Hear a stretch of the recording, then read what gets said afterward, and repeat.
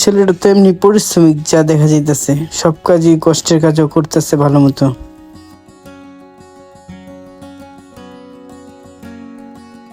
এমনিতে সব দিক দিয়ে তো ভালোই, এবারকে দেখি টাকার দিক দা পরীক্ষা কইরা লোভ আছে কিনা।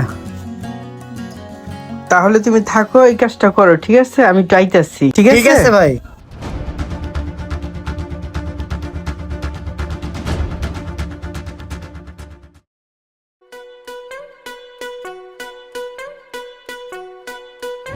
টাকাটা পড়ছে ভাই, কিসের টাকা এটা? আপনার পকেটে পড়ছে। ও